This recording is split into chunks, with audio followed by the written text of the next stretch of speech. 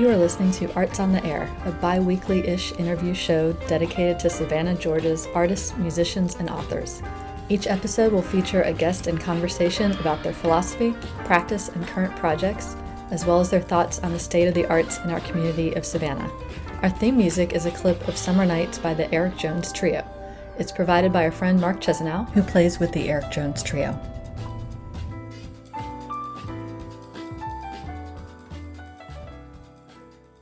Hey everyone, welcome to Arts on the Air. This is Tamara Garvey, and I have the pleasure of sitting down with Maxx Feist today. Welcome, Max. Hey, thanks. Glad to have you. And I want to tell everyone, so this week I'm doing a special episode. I am taking part in the 3rd edition of Podcasthon, and this is a worldwide endeavor. For 1 week, over 1,000 podcasts worldwide are each dedicating an episode to a charity or nonprofit of our choice. And this is not necessarily to raise money for them, although you are certainly welcome to donate, but it's to raise awareness for the cause. And I'm choosing the ACLU, which is the American Civil Liberties Union. Their tagline is to defend the rights of all people nationwide. So this includes immigrant rights, trans justice, reproductive freedom, and all of our other freedoms that are at risk, particularly from the current administration. And so I wanted to interview Maxx Feist today. Max is a non-binary artist, and I'm going to read a bit from their bio on their website. Max is a self-taught artist from Asheville, North Carolina. Max fights to connect the cerebral with the visual by way of underworld subject matter, highlighted in bright colors and fun abstract shapes, borders, rope-like imagery, and other whimsical additions. I love that. I wanted to talk a bit about the particulars that you included in your description of your work, the borders and the rope-like imagery. Yeah. It's kind of cool. What is that? Like, what's the particulars of that? The rope-like imagery is, I use a lot of tentacles or things that are very they just look like rope. They're like long, stringy things, tie everything in together. I used to have a hard time tying my paintings together. And so I would add these weird, different line work and stuff just to tie it all in. Did it start out as just looking at just like a visual way to connect different parts of the imagery, and you just thought, like maybe you're looking at a rope one day and you're like, that's a cool shape, and then one day you just get really good at drawing ropes and you can just depict them in any way? Yeah, and I honestly, I never got good at drawing ropes, but I got good at painting tentacles. Okay. And so the ropes at first were just solid color rope. Yeah. And then it became tentacles, and then I started working with more darker sea imagery. Yeah. But this was 15 years ago, so yeah. Do you look at a lot of manga or anime? I feel like tentacles is a big thing in that, right? No, I don't look at any of that. I know very little about it, honestly. Yeah. Yeah. So just to start from the beginning, so you're self-taught. When did you first start getting into visual art? 15 years ago, I started painting. I was working in a restaurant, and I was a big-time partier. Went out all the time, and knew that I just decided that is not what I wanted to do anymore. Okay. I was wasting a lot of my life and a lot of my money, and it's very restaurant culture. Yeah, it just got old. It got real old, and I'd been doing it for a long time, and so I decided, well, I've always been interested in art. Maybe I'll try. So I asked a friend of mine who owned a restaurant, or she owned a coffee shop, if I could have an art show. She said yes. I had never painted. And since I had a goal, I started painting and for that show. And then I put art up and people bought it. And I was like, oh yeah, this is what I want to do. That's so funny that you set up yourself a goal and a deadline first, and then had to go buy some art supplies, I guess. Yeah. You didn't have any lying around. And I found stuff. At the time I was finding wood and house paint, and I had no idea what paint, I didn't understand pigment, I didn't understand brushes, I didn't understand anything. Yeah. I just wanted to do this thing, and it gave me reason to not go out. Oh yeah. And so I was so I would just stay home, and I would paint, and I would draw, and I'd work on things, and I'd figure things out. And this was, way before I was watching tutorials on YouTube. I didn't have, I wasn't paying attention to all. I didn't even have that. I don't even think I had the internet back then. What year was, you said it was 15 years ago? 15 years ago, yeah. I mean, not in my apartment anyway. So you know, it was all just like I'd buy art magazines and look at them and try and figure out how to make things work in a way that I appreciated myself. Yeah. But or even just to get ideas of what exactly you're trying to depict. You kind of need to you need some visual stimulation coming in just to even know what you're doing. Right? Yeah. And also like, because what had been fed to me as far as what the art world was always like this, like very like fine art, like classical style, you know, like things that people painted 100 years ago, you know, whatever. And then I started looking at magazines, like Juxtaposed magazine, and then equating like album covers with art, and realizing that there's this whole other art world that exists that doesn't have to be based on like somebody else's idea of what good art is, right? You know, like a beautiful oil painting in a museum. Right. I could go and like find this whole other realm to work within, and then realizing that like all the comic books I had been reading were art, you know, and like all these you were things. Already reading comics? Yeah, I mean, not all the time, but you know, when I started to like open my mind and be like, oh, wait a minute, right? There's this, you know, and graffiti and street art and all these things that I just hadn't really sat down and thought about before, but knew that I gravitated more towards that style than anything that I ever thought was the art world. Yeah, and that kind of work could be called art, and B, that there would be people who would want to buy it and put it up in their house. Exactly. And a lot of people, like not, you know, there's like a huge world out there of people who want to own art, want to support artists, and don't relate to some of the art that's offered to them, you know? And so what I try to do is like think about my past as far as like I, you know, came from the service industry and from punk rock culture and lots of tattoos and all these things. And then I try to work within a realm that I relate to, you know? Yeah. So. It's interesting. Yeah, it's really sad how people, if you're not kind of in the art world, or like those of us who are in the art world, sometimes you forget just how little of it touches other people, that the whole culture of it can seem really daunting and kind of highfalutin. Yeah. And a lot of times when I talk to people, so I have a studio at City Market, and so people come through and they might have any degree of like familiarity with the art world or going to gallery shows. And if I mention an exhibition or a gallery to go to, a lot of times people want to know if it's free to go or not, because they have so little experience with it that they might think you have to pay just to like walk into a gallery and look around at art. Right. It's kind of wild to like hear that from people, and to think, wow, there's kind of like no education about it in school growing up. No, and definitely not within like, you know, within the wider world, right? Yeah. Like the wider perspective of art. There's not, people don't talk about it. They're just going to teach you the classical history of art, you know? And I tried to take an art history class one time, and I was like, I don't relate to any of this. Yeah. You know, this is very interesting. I can pick a few things out here or there. It's not what I want to do. Yeah, I always think it's just amazing. You could be an adult and go on vacation and go around and be looking for things to do and not know that like it's totally just a valid free activity. You can go, you can walk into any First Friday or any exhibition or any gallery that's open during the day. You can just walk in and look around. You don't have to buy anything. You have to pay to get in. Right. And a lot of people don't know that. Yeah, people don't. Yeah, it's true, especially with the galleries, or what they think is, I'm in my shorts and my t-shirt and I can't go to a gallery. I have to dress up. I have to impress somebody. I have to look like I have money so that they will be able to talk to me, you know? And I've definitely been in those places. Yeah. You know, I've definitely walked into galleries where I was like, I have no interest in being here, you know, and they don't want me here. Yeah. You know? But I feel like the vast majority of them are like, they just want some bodies to come in and look around. Exactly. And chat a bit. And And you never know, because especially with like certain galleries, they rotate their exhibits all the time. So even if you don't relate to the exhibit that's up, the next one might be something that's totally something that you would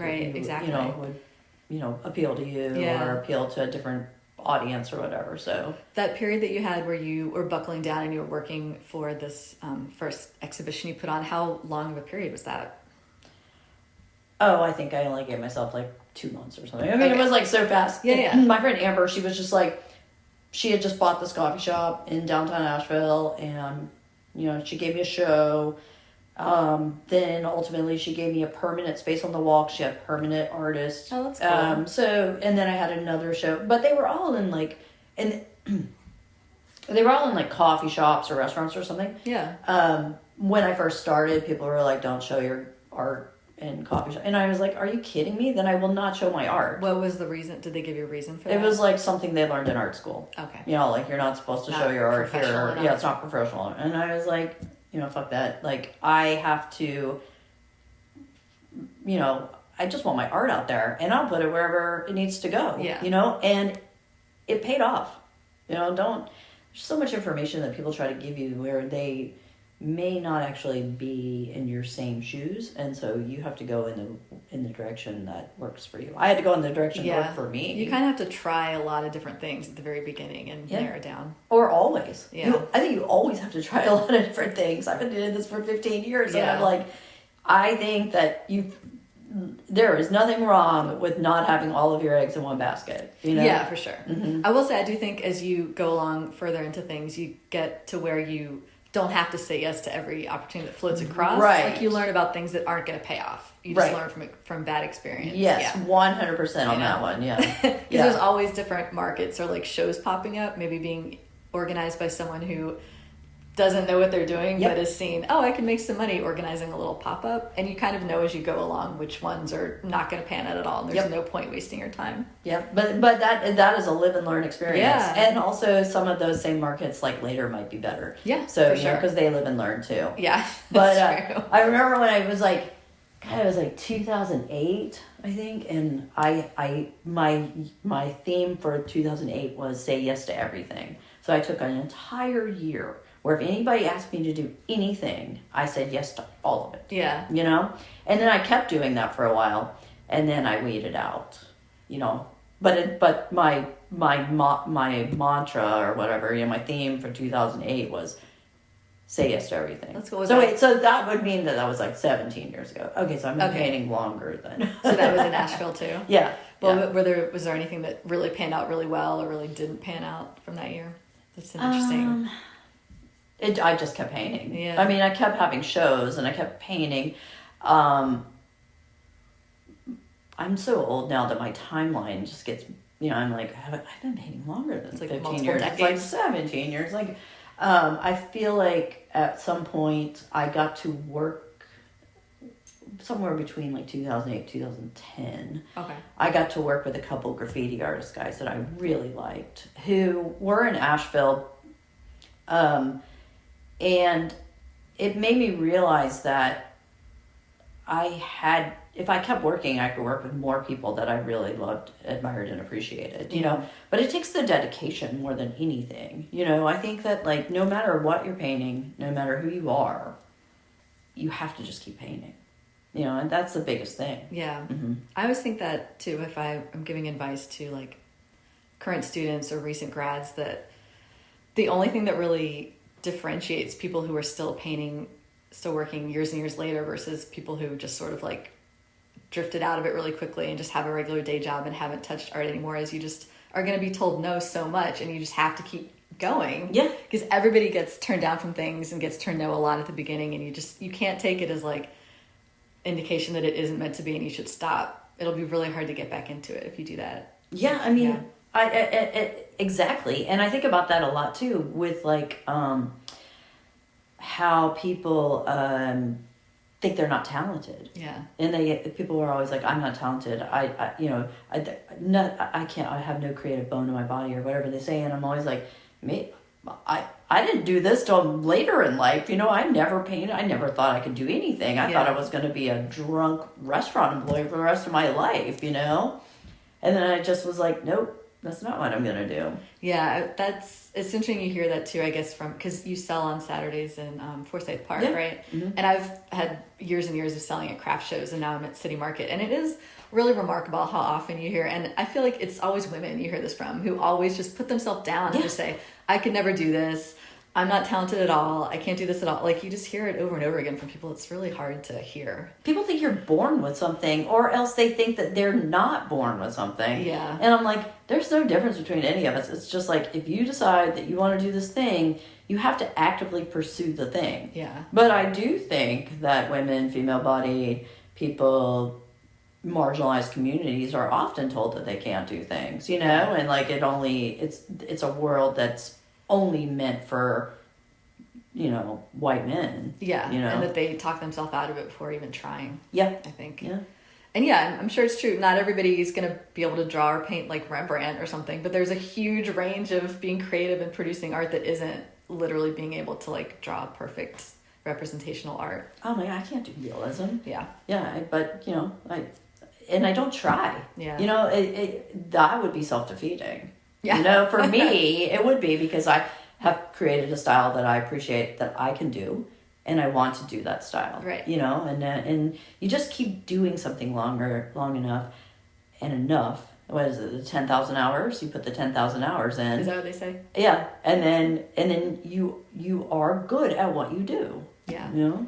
When you mentioned before what you would look at to get inspiration at the beginning, and you said Juxtapose magazine, and I had been thinking exactly, that seemed like exactly your alley. And I like this style. You mentioned that you were already looking at comic books. I always think it's so interesting how that in comic booking, like, I guess pen and ink was how it started, and now everybody does digital or whatever, but that it started kind of pen and ink with these heavy outlines, and how that like bled over into the way tattoo art looks. Yeah. And then illustration and sort of like Asian influenced art in general, and just this whole art field. And that's how I work into, is pen and ink and watercolor, just this style of these like darker, heavy black outlines and the look of it. And I love that there's like a niche of fine art in the art world, and like paintings that's that look too. And it's not all just like soft painterly oil painting. Me too. And I was told years ago that I was going to ultimately have to give up that black line, you know, by somebody who I think was a professor at an art school. And I was like, I'm leaning in, you know, and I'm leaning into getting my line work really good. You know, it was important to me because I like comic style. I like illustration.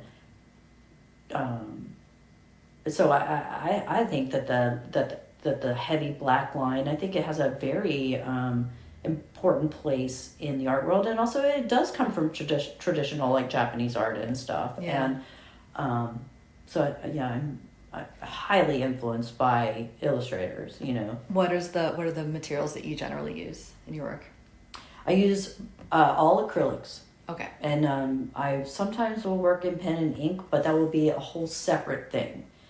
But as far as just like doing a piece of a painting, if even people who like, you know, I've gone back to doing just like some black and whites into my bright color pieces, and people will think that's ink, and it's not. It's all acrylics. Okay. So you might, if something looks like an outline, you're just using a tiny brush, basically? Yes, I use these pinstripe brushes, and they're awesome. Okay. Yeah, and I told somebody the other day, I was like, it is worth it to buy an expensive brush. It's called a pen stripe brush?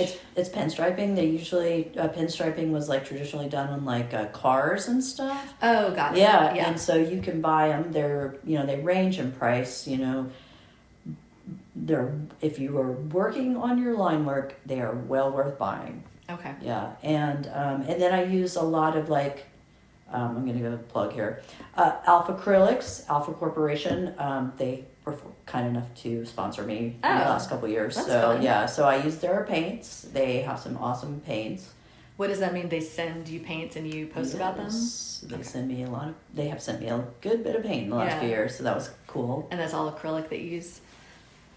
Yes, they're all acrylics. Yeah, they're awesome. And I know you have like really fluorescent pinks and oranges in your... Yes. So they come up with some really hot colors? Yes, and also golden has the best fluorescent yellow I've ever used in my life. That makes sense. That's a great brand. Oh my God, they're just awesome. I love, like, you know, I use, like when I started painting, I didn't know anything about paint. So I didn't realize that I needed to care about, and I didn't care about pigment and stuff. I just wanted to learn how to paint.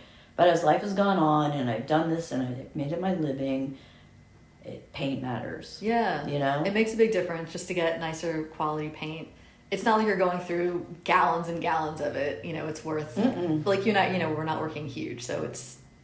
I did just paint a 12-foot mural that just went up on Bull Street. Yeah, but I mean, for like the small, like the actual paint, like a small paint. So yeah, you're gonna get like quality paint. It's gonna look so much better. The pigments are really good. Yeah, and the fluorescent paints, they actually glow under black light, and I know that sometimes people think, you know, I've had people be like that's cheap, you know, whatever, and gimmicky.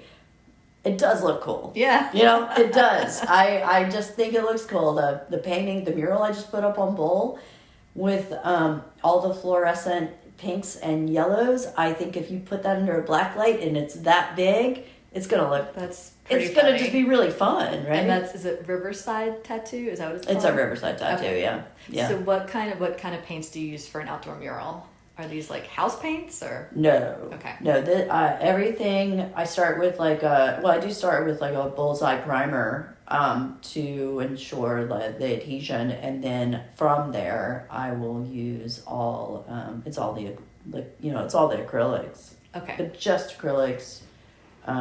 Is that you're buying it in sort of like a gallon can or? No, it's the fluid acrylics, and they go far. Okay. Yeah. I guess they'd have to. Yeah. Do a huge mural. Yeah, so I just use it that way, and then I finish everything with this mural varnish that I get from Nova Color Paints out in LA. Okay. And they are awesome. They work with some of the best big name muralists in the country, probably in the world.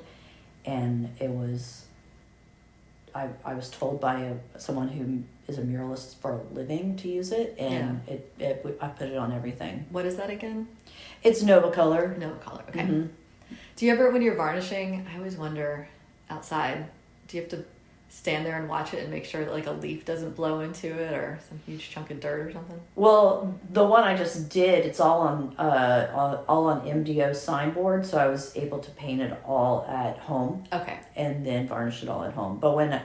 But yes, we did a mural over here in Savannah, and when we varnished it, I was afraid of what was going to get in it, and I could also see what got in it. You know. Yeah. But what if it's springtime and the wind blows and the pollen is dusting up everywhere? It's like dust storms here. Yeah. I mean, you have to be very careful with it, and you know, have to do it when it's not windy. You have to be very careful with your. So funny. Yeah. As with anything, you have to just be like, is this the right time for this? It's a bit, occupational hazard. Yeah, exactly. Watch out for. Yep. Cool. So okay. So you were in Asheville until what year was it that you moved to Savannah? I moved here 4 years ago. Oh, that's pretty recent. Yeah, I moved here during COVID. Yeah. Uh-huh. So it was like 17ish years ago that you started doing paintings, and then for all that time in Asheville, were you still working at a restaurant and doing all these art shows on the side too? How was that going? No, I think I quit my last restaurant job in 2016. Okay, great. Yeah. Congrats. So, thanks. And then you were just doing this full time? And my partner and I owned an Airbnb. Yeah. And so I would clean our Airbnb. Okay. So yeah, we had extra income. Yeah. How did it go in Asheville? I mean, I haven't been there very much. I know that it's obviously a huge artist community. There was sort of a downtown with different galleries, and I know like woodworking was the really big thing there. Were you just sort of building up and producing and getting into murals as the years went on? Was it steadily increasing? So I got into murals because somebody asked me if I'd do one for free. And I said sure. Because I was still learning how to do everything. Yeah. And then from another common thing that artists are faced with. Yeah, it's just like, well, you do it for free. Doing something for the quote-unquote exposure. Mm-hmm. And the experience, for me, I wanted that kind of experience, you know, and I don't know, if you don't need it, don't do it for free. You know, I wouldn't tell people to go out and do things for free. Yeah. I don't think that's it's not always the best thing to do, you know, but because I hadn't gone to school and I didn't have any background in art, and somebody offered me a free wall to paint, and I said, yeah, I'll do it. Yeah. But so you felt like it was it was a learning experience for you. 100%. Was that outside or inside? Outside. Did you like project things and trace it? And how did you do it? No, I just painted this crazy, not well done, dripping ice cream cone with a friend of mine who painted this big clown. Yeah.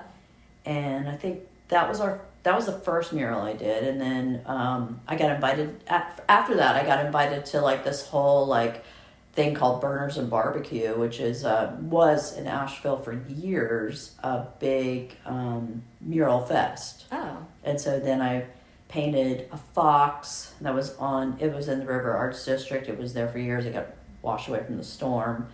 And then I got to paint tentacles and, did like several different pieces. And then after that, I got to paint this hedgehog at the Asheville Art Museum. At the Asheville Mission Hospital. Gus Cuddy, who is very well known now. He painted the big Dolly Parton piece that's in Asheville. Okay. That's it was on RuPaul's Drag Race and everything. Wow. He's like really gone far in his career. He and I painted this piece together. Yeah, it's kind of wild, the learning curve, especially of outdoor murals, because it's so physically arduous sometimes. And you have to figure out the sizing for outdoor pieces, and how to make them look right on the wall, and how to refrain from too much detail. Yeah. Because, I'm so used to putting in all the small detail into everything. And if you're putting it on a wall, you don't need all that small detail. Yeah, that's a good point. You have to figure out what to put in and what to take out. Yeah. But those graffiti guys and those street artist guys, and I learned so much from them. They are awesome to work with. Like, I cannot say enough. Like, I have come up against some artists in the art world who were not as open to, being nice to other artists. Yeah, or mentoring or anything. Yeah, and then you go out with these guys, and they're just like, and these guys have like names that are recognized far and wide, and they'll tell you anything. Just so cool. Kind, and so sometimes those guys get such a bad rap, and I'm like, fuck that, man. They are good people. Do you think, so for people who are doing lots of murals, are they working really fast? Are they working really carefully? What do you think is the balance there? I'm always curious. Both. Yeah. Yeah, I think that once you do a bunch of them, you can work faster. The guys who spray paint, they can work much faster than a brush painter. Or most people spray paint now? Yeah. Okay. Yeah, and I don't work with spray paint.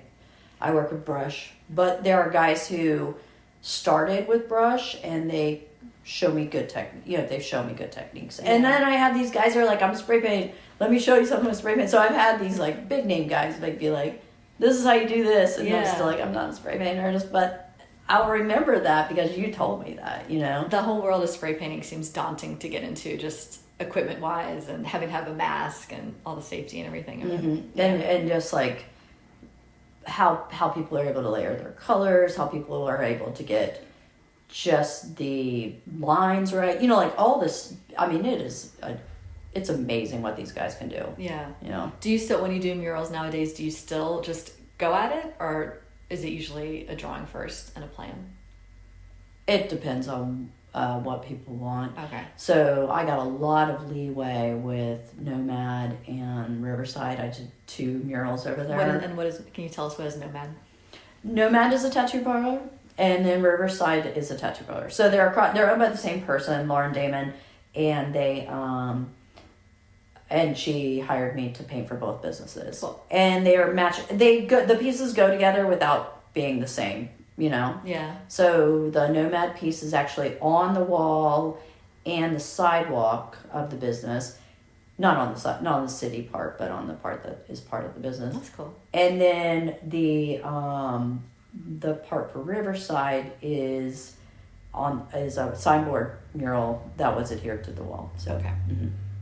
I like on your Instagram, your little tagline, it says, bright art for dark times, now even brighter art for even darker times. Yes. Which I liked. Was that a new addition That was a new edition as of like 6 weeks ago.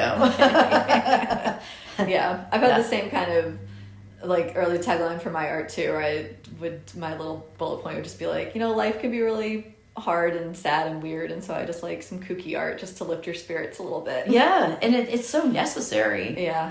Yeah. I think that, I don't know, I think if we can't paint representational art for the times, I think we at least owe it to people to paint something to make them feel better, you know? Yeah, that's always been I really like the idea of being able to use my art to say something or express something politically, but it doesn't really naturally come out of me that way. So I guess the only thing that really does come out is what you just said, is to almost go in the other way and just be like, here's an absurd, stupid thing to represent the absurdity of life. Yeah. You know? I mean, I think that I always wanted to be political too. I always want to be able to make a political statement with my art. But sometimes I think that, like, in life, it's the way we live and it's what we do with our lives. That's as much of a political statement as what we can paint to show somebody, you know, the people. And those contrived ideas don't work well for me. You know, it just feels like so inauthentic. Yeah, it does feel, if I'm trying that way, it does feel kind of contrived and silly, and then that's embarrassing. I feel like.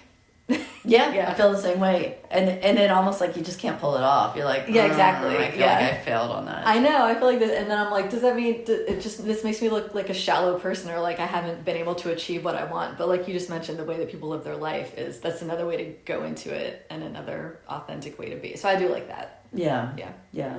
As far as the imagery in your art, can you kind of, I always post photos, you know, on the Facebook post about this so people can see it, but just to like hear what it is. It's like, it's a lot of faces, it's kind of balloony, like you said, it's tentacle. How would you describe like exactly what it is you're painting so people can know?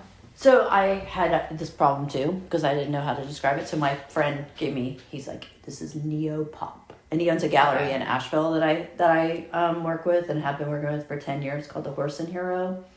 And because he was doing a show, and I was like, well, what are we gonna call? You know, he's like, this is neo-pop.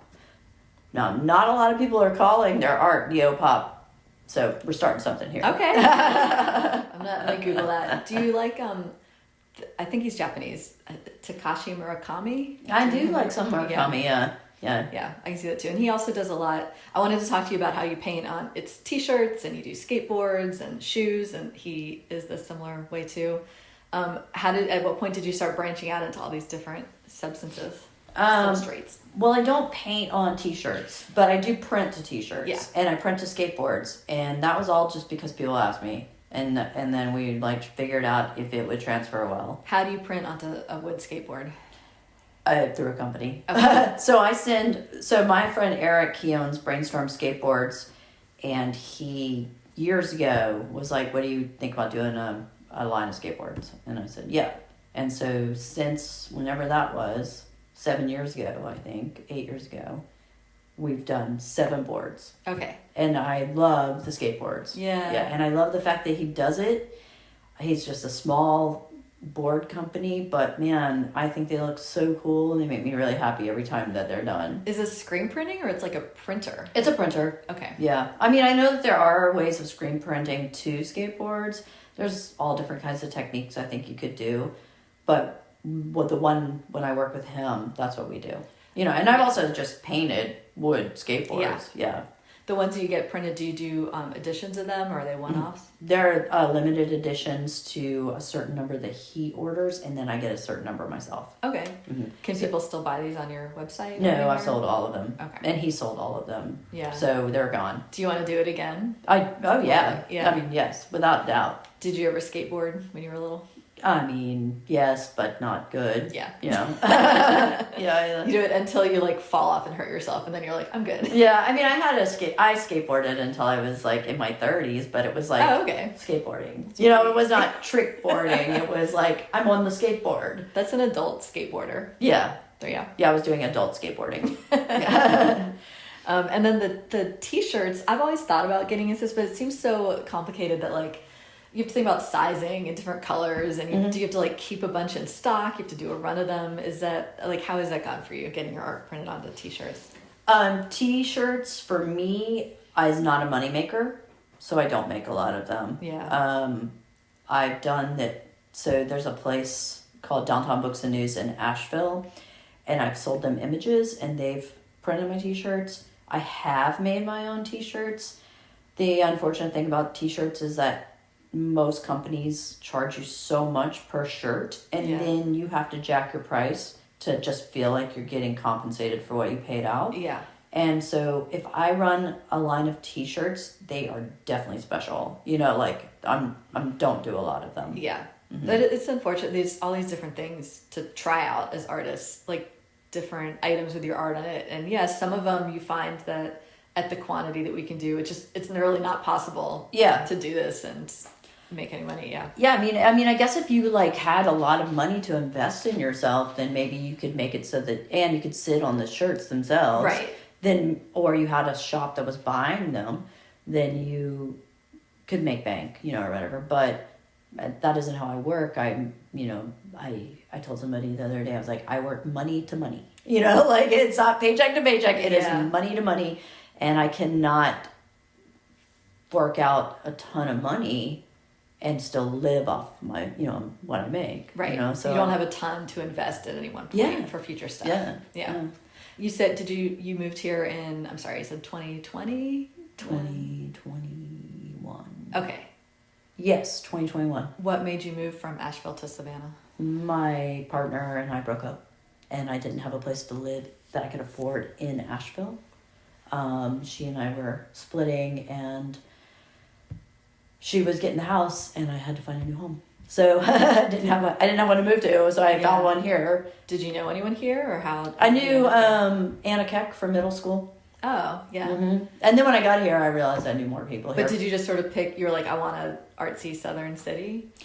I put it on Facebook that I needed a town and a place to move to. So you were open? I was pretty open, but I did hit Anna up directly, and I was like, knowing that, you know, there was an art school here, and that was warm. Yes. It was January in Asheville, and it was freezing my butt off, and had nowhere to move. And during COVID, it was really hard to move. I mean, I know other people had to move too. Yeah.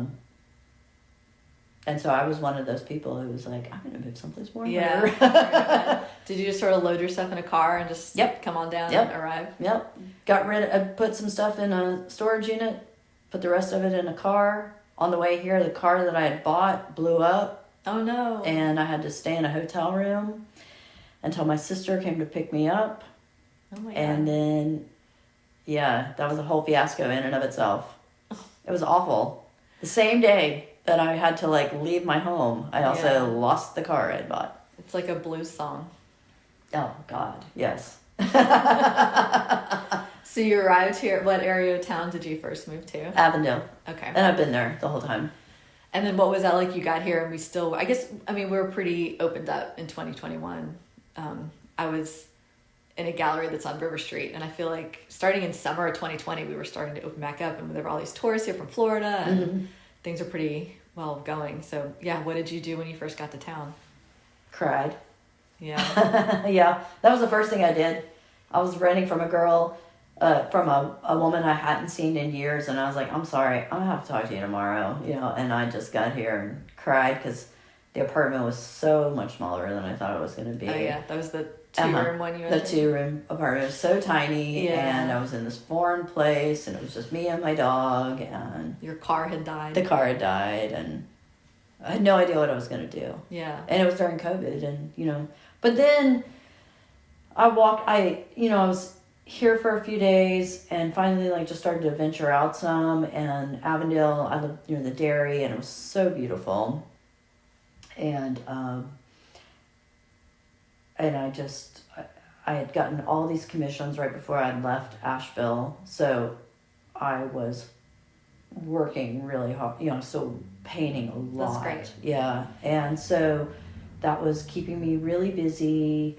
It was warm, it was beautiful. I drove around and randomly found this place called Forsyth Park. I never knew about, because I had never spent any time here. Yeah. I had been here like once years ago, and was like, oh my God, this place is awesome. Aww. And then, you know, just decided had to start getting my shit together a little bit. So was you, from early on, you were like going to sell your art in Forsyth Park? Was that kind of your business venture? No. Okay. Early on, I was still selling just all in Asheville. What were your commissions? It was to do original paintings on wood or something Yep, else? both. Commissions on wood, commissions on canvas. A lot of people were buying these bird houses that I paint. Oh yeah, Yeah. I've seen that. So, and then, but during COVID, people wanted those bright pieces. I was like, Yeah. I had probably, several commissions a month. I was going to ask you, I don't know if this is your typical way, but there was at least one piece on your website that was a painting on wood, and it was like different elements to it. It was very 3D, like wood pieces put together. Yeah. Do you cut that out and put that together? Mm-hmm. How do you do that? Yeah, that dimensional piece I sold 2 weeks ago at Forsyth. Okay, awesome. Yeah. But yeah, I cut all that wood. I have a jigsaw, and I just cut all different shapes and then layer the shapes. Oh my God, you're bringing back to high school woodshop class. There was a jigsaw and a bandsaw. Oh, yeah. What is the jigsaw again? Can you remind me? The jigsaw is the thin blade, handheld, you can maneuver the saw around. So you don't necessarily need a huge space? No. Are you doing this like in your apartment or? Well, yeah, I have a small porch, and I just do it out there on a table. And, and still another thing I knew nothing about, but I was like, I'm just going to try and use this thing, Could have gone so badly, but it sounds like it worked out. It still could. Yeah. Is this a direction you want to go into, is doing these sort of layered different dimensional wood pieces? I think it's very cool looking. Yeah, I'm going to do a lot of them, I think. They seem to go, they are fortunately, they sell really fast. Yeah. So I have a couple of them at a gallery in Asheville right now. I was just asked for a couple of them, I think, I'm not going to say the name of the gallery, but for a place in New Mexico. So I have things that I feel like people like them. Yeah. I love the look that it's sort of breaking into sculpture too, that it's 3D. I started doing recently this new series of, sometimes I work on canvas or wood, and sometimes just, since I do pen and ink, sometimes just on paper. And I started doing this series where I was doing some elements on one piece of paper and then cutting them out with an X-Acto knife and then adhering them onto a different piece of paper. I've done that too. Yeah. And sometimes I put a little extra piece of paper between them, so they were really 3D, on the glued on part. And it was just this practice of learning how to cut real well with the X-Acto knife. But I think I wanted, not to glom onto you, I think I want to start doing this with the wood too, because I really like this idea of that it's still a painting, but the dimensionality and being able to walk around it and see it. Exactly. It's a cool vibe. And also you can paint them individually, so you don't have to put it together yet, and then you can you can paint it and then put it as one. But that way the edges can be painted too nicely, and I guess it's like a collage. You could paint all these different elements, and that's how I did the paper ones. Is I did the background paper, and then I did the separate elements, and then I laid there and put them out in different combinations until I liked it, and then glued it together. Yeah, I've done pieces like that too, and I did these shadow boxes one time. So I found these drawers, painted the drawers, and then did these reapers. And so I just kept cutting the Grim Reaper, but it was one piece of paper, and then I layered it so it was 10 pieces of paper. So it stood out that much, and it was a layered piece. But I've also done the ones where I'll do black and white on paper, do all these very long, it takes forever, intricate design work on black and white pen and ink, and then do illustration board over that. And some illustration board, you can get it's a little bit thicker. Yeah, for real. And so then that makes that stand out too. And then adhere all of that to a wood panel. Yeah. And then it's just a whole collage piece that... Yeah, because the hard thing about doing it on paper is then... And I was going out to Goodwill and finding little old kooky frames. And so at the end, they were on paper. So at the end I was putting them in frames, and I always just hate with paper how things have to be behind glass so that it just doesn't get messed up, but you really just you lose so much and you can't see it as well. So I like the idea of doing, like you said, with either wood or illustration board, something that's more durable, that doesn't need to be behind glass, and you really can see it from all angles. And if you use a decent Bristol paper, and then spray it with a clear coat or something, it fixes it so that you can adhere it, and then the illustration board, and then you don't have to have it behind glass, because all these were just on wood panels, and they worked out. I love just the feeling of pen and ink, of just drawing on paper. I love so much, but then I just hate how it always has to be behind glass, or else it's so delicate, just anything can happen. Yeah, it's true. Or it will smear, or it will look dirty, or something. So you have some you have on your website, you have an option where people can purchase like you have different options of shoes. Yes. And then you'll do a painting on shoes. Yes. And that's cool. It looks like you do a bunch of photos of shoes you've done in the past, and you're a little bit like, I'm just going to do a painting on shoes. You're going to get some kind of painting on Yes. them, which I love. Yeah. And I have, since I started doing them, I've sold so many. I bet. People really They're awesome. are into them. And every shoe is different, even though they all still look like they're my shoes. You know, like I painted them. So, yeah. Do you spray that with like fixative or clear coat at the end? Yeah. Cool. And I painted a couple of pairs that were like the model pairs for my table or whatever, and washed them, and they hold up, at least they're one washing, so, That's very cool. Yeah. When was it that you started selling your work in Forsyth Park? I guess I got my first permit like 2 or 3 years ago, but I only went out a couple times, and then this year I'm making it more of a thing. Yeah. And I really had to lean into it. I've been going out pretty steadily all year, but with the storm in Asheville and everything, it was more. And I gave up my studio at Sulphur Studios, so and with the political climate, I have wanted to just maybe stay closer to home. Okay. Mm-hmm. You gave up your studio at Sulphur. That was tied to the storm in Asheville? Yeah, because I didn't know how I was going to... I make a good bit of money out of Asheville, and not that the Sulphur Studios was that expensive. It's very affordable, but the not knowing what was going to happen. Yeah. It's just like, I don't know. I should just maybe like reel in my expenses and know where I'm landing. And then, I got this bigger apartment that is cheaper, and so now I can pay from home. So yeah, it all worked out. It all worked out pretty well, except I do miss Sulphur because I really like the people there so much, and it's so nice to be part of like that community. Yeah. But going to the park gives me our community. You get too. that community. Yeah. So you still are regularly like sending batches of work back to various shops and galleries in Asheville? Yep. And for a couple of months, awesome. It was real slow. Yeah. But it picked back up in the last few weeks. So. What is the status? I feel like that a lot of just the area that happened to be super heavily hit was the downtown, the Arts District. What is their status like there now? Well, the River Arts District is not directly downtown. So directly downtown was okay. Okay. And then you drive out a little bit towards West Asheville, and then that's the River Arts District. And I haven't been back. I went back in December because I went and did the Big Crafty, which is a giant craft fair, arts and craft fair that I've been doing for over 10 years. And it feels like home because I lived there for so long and I work with those people. And it was amazing. All of Asheville turned out. It was probably the best Big Crafty I've ever done. But the stories from everyone were really sad. And the arts, all the murals, they're all gone. All these galleries are gone. People's all their art, everything. So much was gone. There's a place called the Marquee that housed well over 100 artists, and that was just gone. It was like our city market building where people are in there working and selling, something like that. People weren't working so much at the Marquee, but they were definitely selling. Okay. And then there were a lot of galleries down in the River Arts District where people had their studios and stuff that were washed out. I hear that it's coming back, and there's been a lot of fundraising and stuff.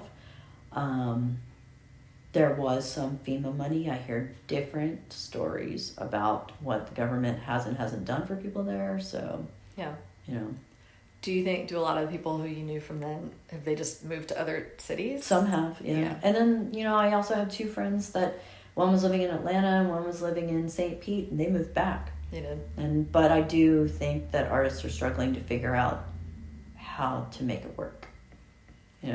What is I know you put on a show at Gallery 2424 in the fall to benefit. Yep. Yeah, can you tell us a little bit about that? That was awesome. It was for the River Arts District directly, the fundraising that was going on there. So everybody so there were over 80 pieces of artwork that were donated. 100% of the proceeds went to the River Arts District. We made over $4,000 Wow. for the River Arts District, and every person who came in and purchased a piece of art, they donated directly to the site. So we never touched the money. We never were responsible for any of the funding. It went into that fundraiser that was being sponsored by the River Arts District themselves. But it was an amazing turnout. Yeah. Savannah really showed up. So many people came out and bought art. So many people just donated. Yeah, that's awesome. That's a lot of money. It was a good, it was great. And it was basically all that money was made in one night. The show was up for 3 days because Aaron and Ben were kind enough to give us the entire weekend for free. They took nothing. We took nothing. And we made $4,000. Yeah. So it was good. That's wonderful. Thank you, Savannah. Thanks, Savannah. Thanks, Savannah. Go, Savannah. Yeah.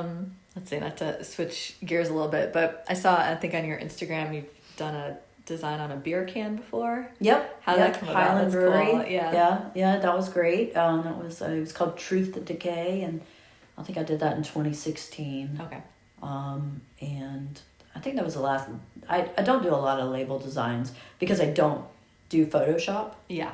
And so I've done a pub cycle, I've done t-shirts, I'm doing somebody's like business design right now, but you have to just basically buy a painting from me and then I allow you to use it for whatever your design is. But like in general, if a brewery were hiring somebody to do a beer can design, they would want you to do to complete the actual design and give them like a Photoshop file in general. It seems like people really want that final Photoshop thing. Yeah. They want it to look like perfect. You can lay out the whole thing and then they just have it ready to go.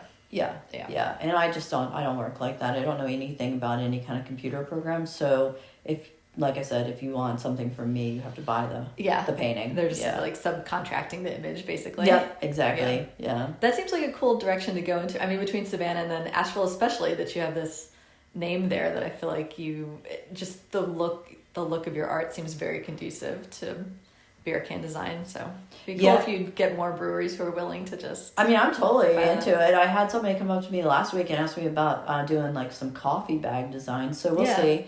I think that people do get a little put off by the fact that I am not going to be able to finish that image for you.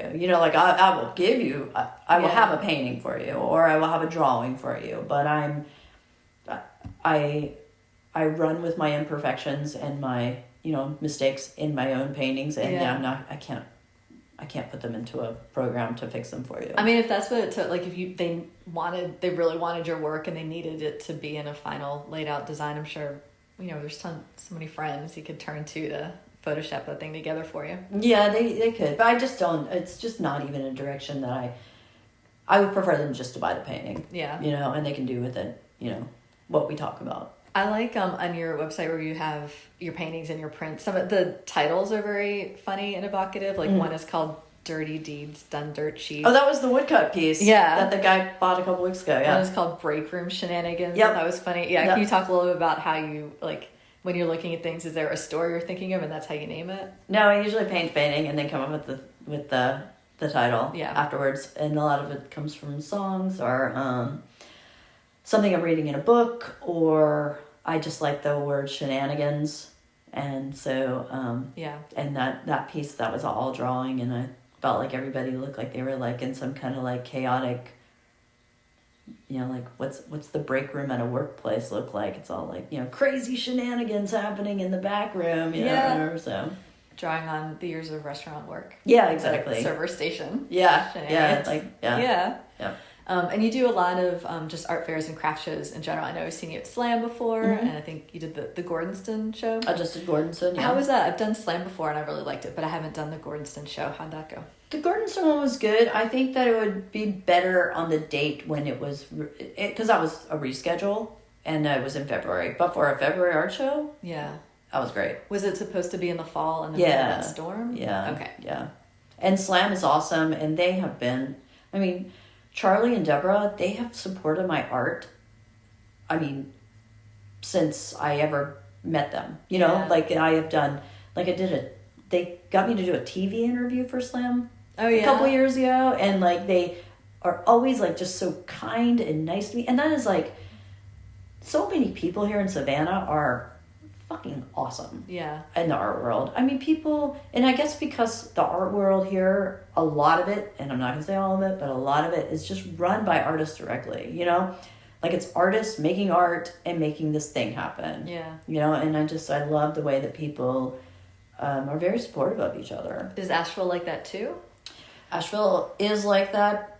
I feel like the competitive edge there feels different to me there than it does here. And maybe that's just because I didn't start out here.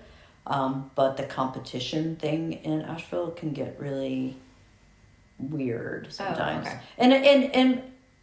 And that is from me being there 4 years ago. I am 100% positive that since the storm and stuff, I am watching people come together, like, you know. Yeah. And any kind of petty competition, I know has been put aside, you know. So and it's really beautiful to watch the way that people can come together during very difficult times. Yeah. Mm-hmm. What do you have coming up this year? Any new types of things you want to paint? Any murals we should keep an eye out for? Different experiments? Well, I do have some cool things going on. I just got invited to be in a show that is going to be at a gallery in New Mexico, and it is going to have a little bit of a feature in High Fructose magazine. Oh, so that's kind of cool. Yeah. And did they find you online? Or did you apply? I have been in contact with this gallery a few times, cool. And so they reached out with me with a couple different shows. They asked me if I would want to be a part of their group shows. But it's cool that it will have a little bit of a push with a magazine that, like, I have followed since I started painting. Yeah. You know, and I was fortunate enough to be in the 25-year tribute to Juxtapose magazine last year. Oh, I love that. So that was a really big deal. And then as far as I'm getting ready to be in a group show in Maine, and then I have a solo show at Cute Tomatoes. Great. Phil's new gallery. Tell us where is this new space? It's Phil brand new, right? of Cute Tomatoes is getting ready to has opened up a gallery. It is next to the Lone Wolf, and he is featuring different artists around town. Yeah. And I have November booked as a solo show. I love it. But I am a solo show with some collaborations with some local favorites. We'll keep an eye out for that. Yeah. Well, this is cool that you have a show, like a piece coming up in New Mexico and a piece in Maine, and so curious about them because I would think a lot of the art there would be regional and like landscapes and specific. So I love that there's also a market for this like very contemporary, bright illustration type of work as well. I think that there are people doing weirdo art everywhere, you know, and just like there's always like going to be like your places that like have like your local, like there's so many artists who do like local Savannah art here, a ton. And then there's always like a few of us weirdos who, are don't necessarily do that. And that is all everywhere. Yeah.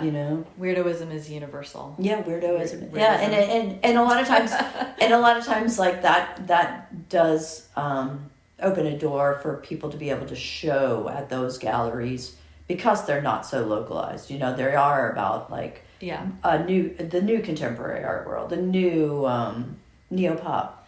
To define, I guess in every town there's going to be at least hopefully one coffee shop or a bookstore or something that just is showing kooky contemporary art. Yeah, but the thing is too that for places like this, places that have a lot of tourism, there are a lot of places that want to show art that's going to move fast because it is showing for tourists. Regional, it's local. It's going to show places in Savannah. But there's always somebody who's going to take a chance though.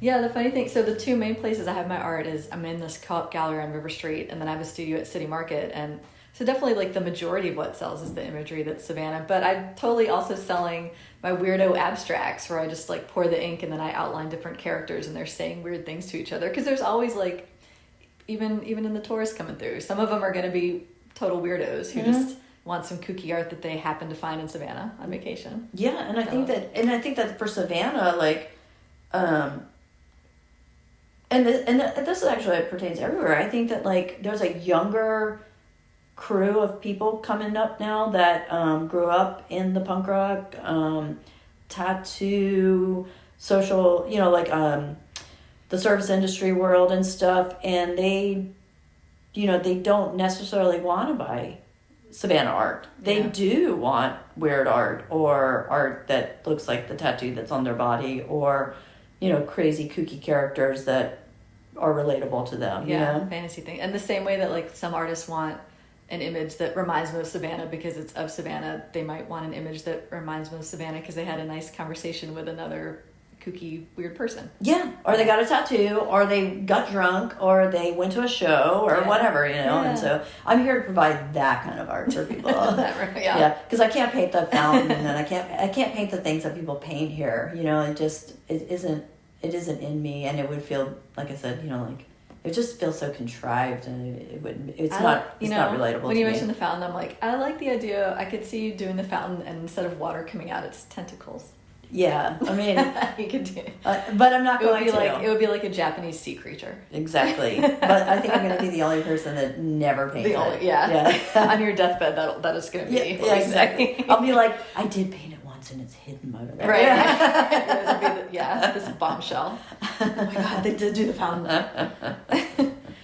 Cool. So coming up for us to view your art on your website in general, your Instagram, and then do you have any?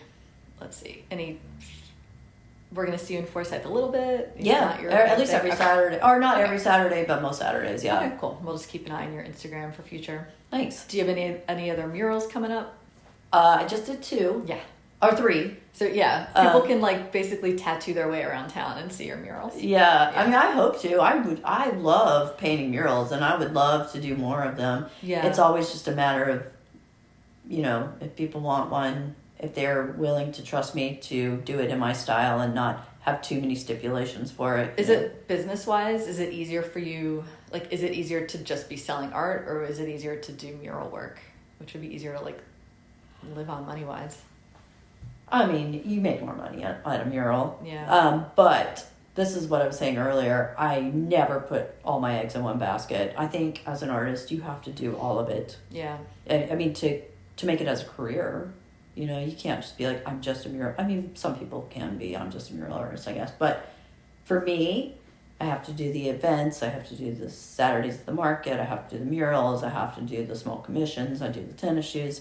And it doesn't hurt to add things to whatever, to the things that you're doing if it makes you money. Yeah, that's great advice. Yeah. Well, anything final you want to kind of leave us with? It's been really exciting finally talking to you face to face. Oh, thanks. See you around this everywhere. has been awesome. Yeah. Anything final I want to say? Fuck Trump.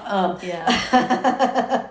If this is for the ACLU. I've got a couple. I love a couple times already. There's been a few Saturdays where there's been marches where we start at Forsyth Park and we march all the way up to City Hall, and we have a bunch of signs. It seems like it's been great turnouts, the 2 that I've been to so far. I'm sure we're gonna keep doing them. It seems like most Saturdays going forward, this is our life now. Really? Doing these marches. Yeah, they're gonna be really regular things. Oh, will you keep me posted on them, because I have wanted to plug in here. I just watched the town hall meeting in Asheville from last night. Yeah. Where the Republican representative showed up. 2,000 people showed up. Wow, for amazing. this small town hall meeting in Asheville, and he got run out. Yeah, they can't take it. People are pissed, and they are. A lot of the people showing up, they're trying to say it's all Democrats, and I'm like, no, it's not. These are the people who voted for you. That's the wild part. Yeah, they are time goes mad. On, everybody's turning. Good. Yeah. Good.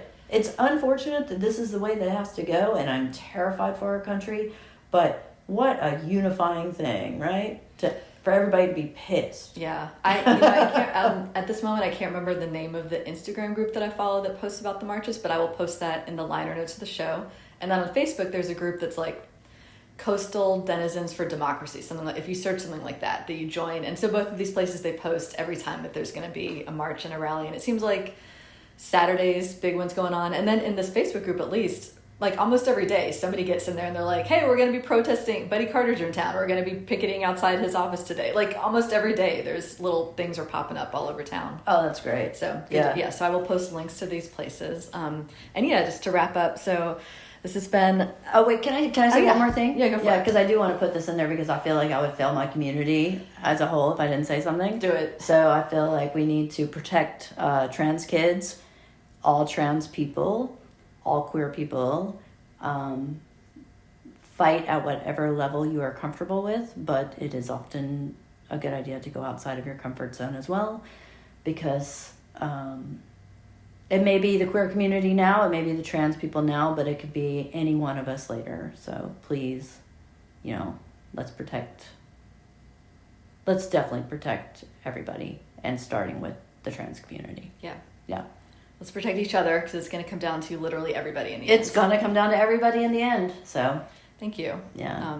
Again, this has been a special episode of our show in honor of Podcasthon, which again is a worldwide endeavor. And so over 1,000 podcasts have chosen a nonprofit or a charity of their cause to raise awareness. So my episode, I've been choosing the ACLU, and I will post links to them and their fights that they are defending the rights of all people nationwide is their tagline. And everybody can go to podcastathon.org to see all other podcasts that are involved with this and discover other nonprofits. And thank you everybody for listening. Thank you. This has been Maxx Feist. Oh, thank you. Thanks for having me. This has been awesome. Thank you so much. It's been lovely to have you. And this is Tamara Garvey with Arts on the Air. And thank you. And we are keeping fighting.